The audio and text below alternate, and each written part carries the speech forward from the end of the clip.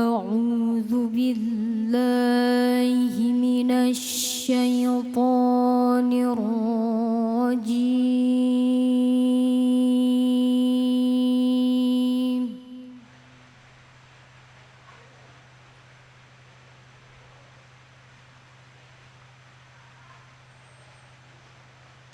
بسم الله الرحمن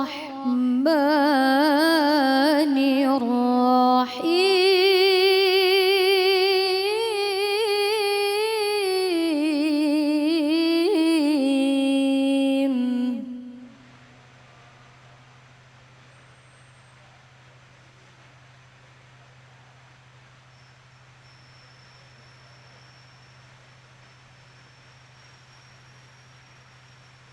وإن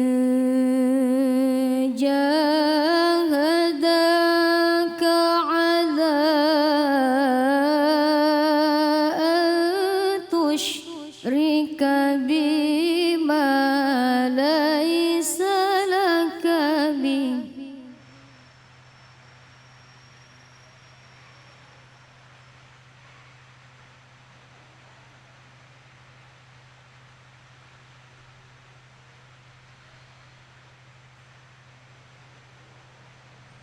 ما ليس لك به علم فلا تطعهما وصاحبهما في الدنيا معروفا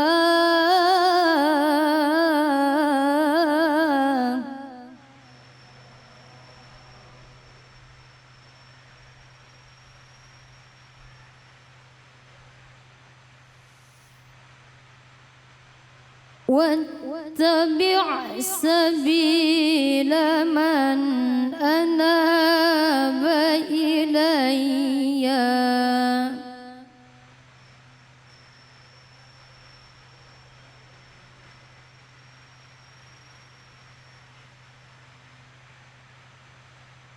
ثم إلي مرجعكم فأنبئكم بما كنتم تعملون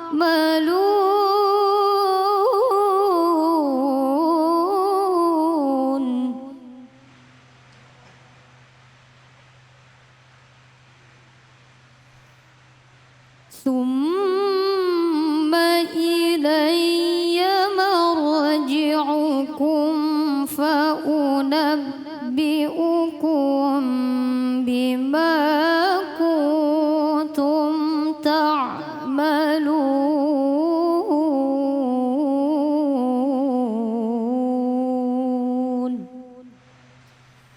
صدق الله العظيم.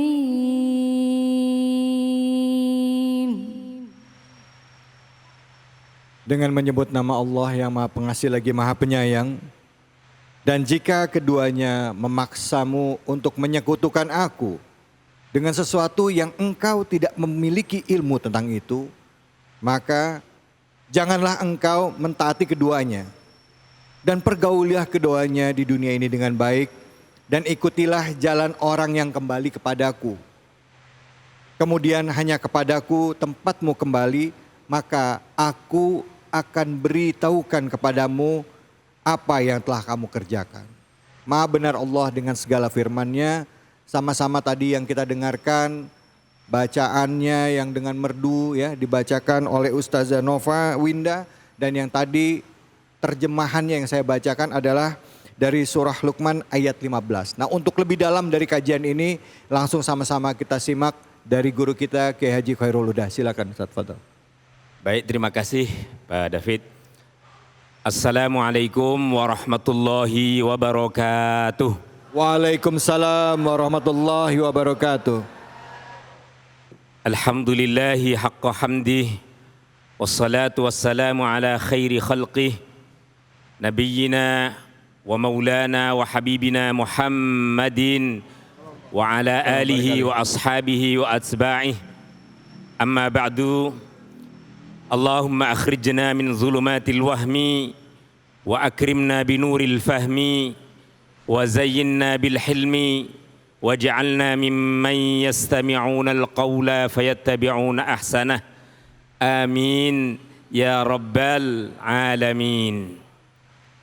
Ma'asyiral hadirin, hadirat para hadirin jamaah semuanya, ibu-ibu, bapak-bapak, kami doakan semua yang hadir di majelis ini senantiasa sehat walafiat, tetap semangat semua. Besok insya Allah kita digolongkan ahli surganya Allah Subhanahu wa Ta'ala. Amin, amin. Amin ya Rabbal Alamin. Moga-moga aminnya yang kencang insya Allah kelak benar-benar dikumpulkan di surganya Allah. Amin ya Allah. Bu, Ya. mau masuk surga cepetan apa entar-entaran?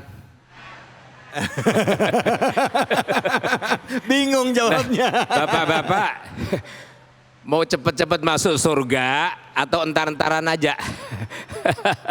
Yang paling sepuh senyum-senyum nih. Iya. Tahu syarat utamanya masuk surga? Dua aja. Apa itu Ustaz? Pertama, harus meninggal dulu. Oh, iya. Iya, Harus iya, iya. meninggal dulu. Iya, iya, iya. Yang kedua, harus bawa iman. Masya Allah. Kalau bawa imannya insya Allah kita proses dan berupaya. Kalau mengawali dengan meninggal dulu ini yang kayaknya kita lagi mikir-mikir ini. Kalau saya ditanya entar-entar dulu dah. Kalau mau yang cepetan mangga aja tuh. Hadirin Bapak Ibu, para jamaah sekalian. Tadi sampaikan kajian tafsir kita adalah surah Luqman, surah dengan nomor urut 31 dari 114 surah Al-Quran, tepatnya di ayat ke-15. Dinamai Luqman, memang surah ini sangat terkait dengan kisah keagungan dan kemuliaan Luqman Al-Hakim. Ibu-ibu pernah kenal dengan Luqman Al-Hakim? Belum. Luqman Al-Hakim pernah Pak Menteri Agama yang Oh iya. dulu. Ini bukan Ya, Menteri ya. Agama yang dulu, ini Luqman yang dikisahkan spesial oleh Allah. Qila, menurut cerita dan kisahnya para ahli tafsir, Luqman ini adalah nabiyyun min anbiya'illah. Satu di antara nabi-nabi Allah Ta'ala. Ada juga sebagian ahli tafsir menyatakan waliyun min awliyaillah. Bukan seorang nabi tapi kekasih spesialnya Allah di antara wali-wali Allah Ta'ala di muka bumi ini. Ada juga pandangan yang ketiga menyatakan huwa rajulun min rijalis salihin. Masya Allah. Orang yang memang dinilai memiliki kesalehan yang tinggi, memiliki keadaban dan keilmuan yang luar biasa. Karena itu banyak petuah dan nasihat-nasihatnya diabadikan di dalam Al-Quran Al-Karim, termasuk surah Luqman yang barusan kita baca dan dibaca oleh qari'ah kita tadi. Sebenarnya ini penggalan dari rentetan ayat sebelumnya, persisnya ayat ke-13 sampai ayat ke-19, ini khusus mengandung pesan-pesan, nasihat-nasihat spesial orang tua mulia Luqman Al-Hakim kepada putra-putrinya. Dengan nasihat penuh mutiara hikmah dan sesuatu yang sangat memberikan ibrah, pelajaran dan inspirasi untuk kehidupan kita dunia hingga akhirat. Mau tahu Bu? Mau. Bu, Yo. mau tahu banget apa mau tahu aja? Banget. Banget ya. Soalnya ini belum udah serius aja nih. Baik, saya ingin meringkas karena waktunya kita singkat. Ada 3 hal yang terkait dengan bacaan qari'ah kita tadi. Ayat 15 ini. Saya penggal satu ayatnya dari ayat yang utuh. A'udzu billahi minasy syaithanir rajim. Wa in jahadaka 'ala an tusyrika bima laysa laka bihi 'ilmun fala tuti'huma فلا تطعهما وصاحبهما في الدنيا معروفا. Allah. Ada hampir kehabisan napas ini soalnya tadi. Kekenyangan makan siangnya kayaknya Pak. Tadi mau ngomong Allah, cuman lihat Ustadz berhenti apa enggak nih? Ya. Saya penggal satu yang paling utama. Ya. Tadi sesi awal kita sudah mendapatkan pengetahuan bahwa prinsipnya Al-Quran, ajaran Islam memberikan penekanan bahwa kita umat manusia ini wajib untuk menghormati, untuk berbakti, untuk mentaati kedua orang tua kita. Siapapun dan betapapun orang tua kita itu. Karena perintahnya secara umum. Jadi ini menjadi prinsip utama. Karena ayat satu dengan ayat lain menjadi tafsir dan penjelas, maka ayat dalam surah Al-Isra 23-24 tadi, satu diantaranya ditafsiri oleh Al-Quran dalam surah Luqman ayat ke-15 ini. Apa perintah dan ketentuannya yang kemudian berkait dengan perintah Allah untuk berbakti kepada kedua orang tua kita ini. Jadi dinyatakan, dan jika keduanya memaksamu untuk mempersekutukan aku dengan sesuatu yang engkau tidak mempunyai ilmu tentang itu, maka janganlah engkau menaati keduanya. Nah, ini penting. Artinya apa Bapak Ibu sekalian?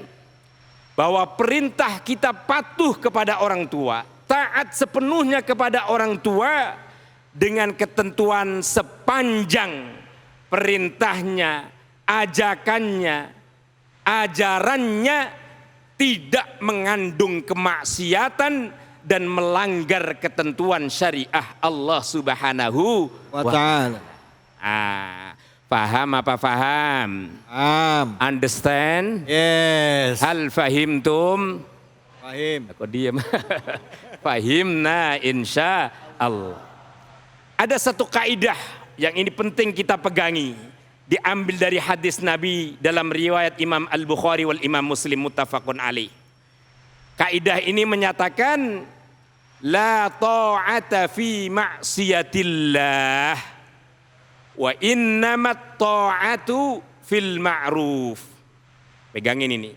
Ini ngajinya kalau nggak ngaji di Cahaya Islam jarang dapat kayak begini nih. Iya. Emang benar-benar spesial ini narasumber dan ustadz Cahaya Islam. Allahumma sholli Muhammad. Dahsyat, hati ya. mahal lagi nih Mbak ya. Masya Allah. Apa kata Rasulullah? Nih mohon maaf bapak-bapak, ibu-ibu, pegangin ya. La ta'ata fi ma'siyatillah. Ini sabda Rasul. Tidak pernah ada perintah atau sesuatu yang dibenarkan untuk kita patuh dan taat melakukan sesuatu perintah yang mengandung kemaksiatan kepada Allah. Siapapun itu yang perintah. Orang tua kitakah, guru kitakah, bahkan pemerintah kita sekalipun. Kalau kemudian aturan dan perintah yang ada jelas-jelas menabrak ketentuan syariat Allah, maka kita tidak boleh mentaatinya. Jangankan orang lain, jangankan orang yang dekat, orang tua kita saja jelas di dalam ayat ini kita tidak boleh mentaatinya kalau kemudian perintah itu mengandung kemaksiatan dan dosa di hadapan Allah Ta'ala. Ada kaidah yang sama ini sebenarnya dinyatakan la ta'ata li makhluqin fi ma'siyatil khaliq. Tidak ada dibenarkan sama sekali kita itu mentaati kemaksiatan di hadapan Allah Ta'ala. Dari siapapun itu perintah dan sumbernya.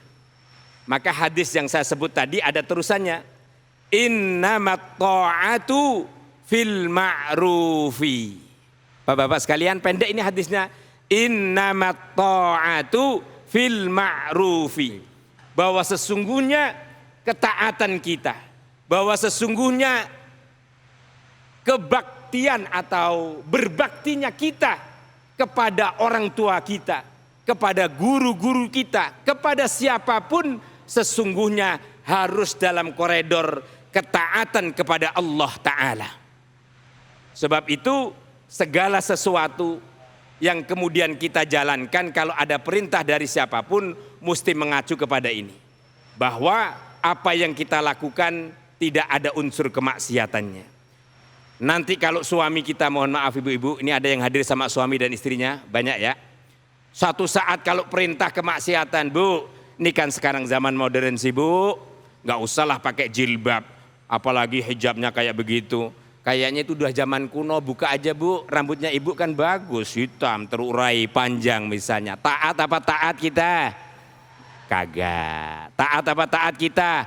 Kagak. Meskipun suami kita, meskipun orang tua kita, karena itu bagian daripada kemaksiatan. Begitu juga sebaliknya nih kalau bapak-bapak lalu dirayu-rayu sama istri apalagi menjelang tidur, Pak, maljum nih, malam Jumat nih misalnya. Lalu kemudian ada apa, ini nggak ada duit sih, duitnya cuma dikit-dikit. Bu iya kalau di kantor itu digampangin aja apa. Kalau ada yang orang kasih amplop-amplop terkait sama kerjaan, terima aja lah Pak. Atuh ini lagi musim krisis begini, nggak apa-apa atuh, Tuhan juga maha pengasih penyayang, nggak jelas lah pokoknya itu udah ambil aja dah. Pak, diikutin nggak kira-kira kayak gini? Mesti diseleksi, mesti seleksi. Ini ayat pertama mengandung inti daripada ajarannya bahwa berbaktinya kita, ketaatan kita kepada orang tua mesti terkait dengan ketaatan kita kepada Allah. Kalau perintahnya mengandung unsur dosa dan kemaksiatan, kita dilarang melakukan, mengikuti dan menjalankan perintah-perintah itu. Baik. Nah, kemudian hadirin jamaah sekalian, yang kedua dari ayat ini jelas sekali dinyatakan wasahibhuma fid dunya ma'rufa. Meskipun begitu, perintah Al-Quran ini, pergaulilah, bermuamalah kepada kedua orang tua kita itu di dunia dengan cara-cara yang baik. Ini penting. Mohon maaf, ini sesungguhnya dalam tafsir dikaitkan, dulu ada zamannya saat-saat khalifah pertama, Khalifah Abu Bakar radhiyallahu an. Beliau punya putri namanya Asma binti Abi Bakar. Beliau adalah putri pertama dari sahabat Abu Bakar radhiyallahu an, dari istri yang pertama di zaman jahiliyah. Nama istri yang pertama sahabat Abu Bakar itu adalah Qutailah bin Abdul Uzza. Setelah Abu Bakar hijrah ke Madinah beserta putra-putrinya, ketepatan hanya berputra dua, satunya Asma namanya, yang laki namanya Abdullah.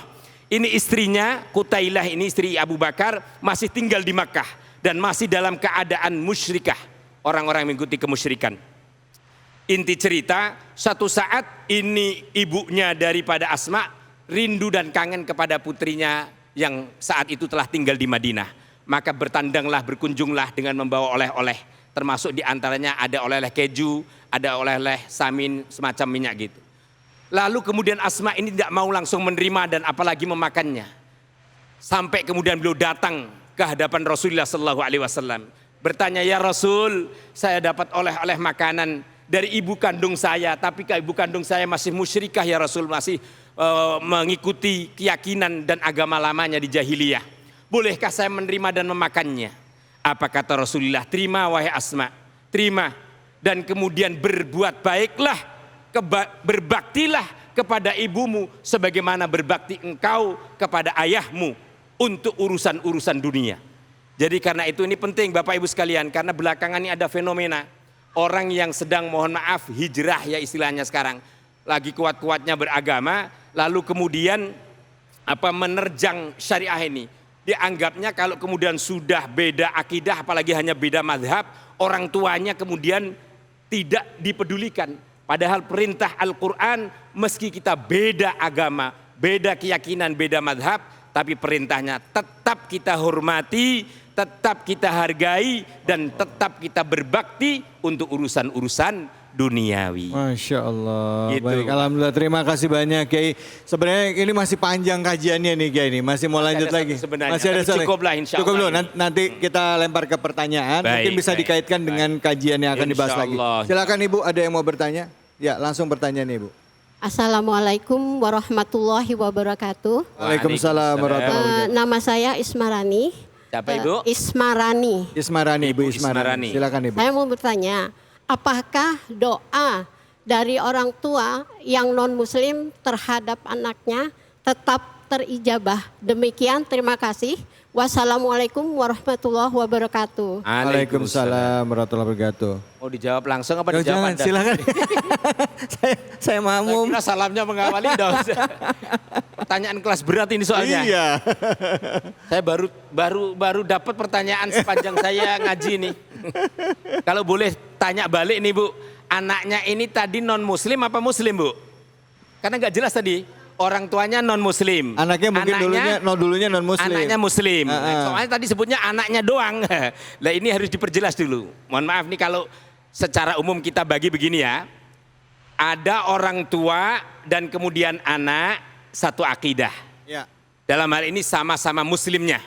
Ini jelas tidak ada masalah. Doa orang tua ke anak atau sebaliknya doa anak ke orang tua usul sampai para ulama ittifaq, ijma, tidak ada persoalan. Ya. Nah, datang masalah kalau kemudian orang tuanya yang non muslim, lalu kemudian anaknya muslim. Atau sebaliknya anaknya muslim, orang tuanya non muslim. Artinya ini beda akidah. Beda akidah. Bagaimana kayak begini? Ringkas saja jawabnya, saya takut lama-lama ini waktunya pendek. Para ulama menyatakan bahwa doa untuk kebaikan secara umum itu hakikatnya diserahkan kepada Allah. Ya. Tapi yang kait-kaitan doa kebaikan duniawi boleh-boleh saja, sah-sah saja. Jadi misalnya ya Allah anak saya meskipun anaknya non muslim atau tadi pertanyaan ibu bapaknya yang non muslim mendoakan anaknya moga-moga anak saya ini selamat di jalan, moga anak saya ini satu saat semakin taat meskipun dia non muslim. Itu sebagian ulama menyatakan sah-sah saja, boleh-boleh saja. Meskipun itu kemudian bagaimana kenyataan ijabahnya hak prerogatif Allah Ta'ala.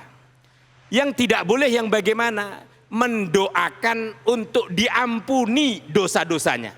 Bil khusus setelah meninggal yang sudah jelas-jelas mohon maaf secara lahiriah meninggalnya adalah tidak dalam keadaan muslim. Anaknya meninggal mohon maaf tidak dalam keadaan muslim atau bapaknya, orang tuanya, ibunya wal'iyadzubillah meninggal dalam keadaan non muslim. Hal semacam ini oleh para ulama bersepakat tidak dibenarkan. Atau bahasa lain tidak ada manfaat sama sekali. Karena apa? Memang yang menyambungkan doa itu adalah kesatuan akidah ini. Wal'iyadzu ini pentingnya Bapak Ibu sekalian. Ya. Kita menjaga iman. Baik. Dan mewariskan iman kepada anak cucu kita. Baik. Kita sekarang mendapati iman karena ajaran orang tua kita. Maka karena itu kewajiban kita meneruskan iman dan Islam ini kepada anak cucu kita. Demikian Ibu, insya Allah bisa difahami. Baik. Alhamdulillah, terima kasih banyak Ustadz. Baik, kita akan lanjut lagi. Saya mau pantun Bu sekarang, boleh Bu? Boleh, ibunya baru bisa lo sekarang. Buah duku, buah lontar, belinya di Pinang Sia. Kita jeda dulu sebentar, tetaplah di Cahaya Hati Indonesia.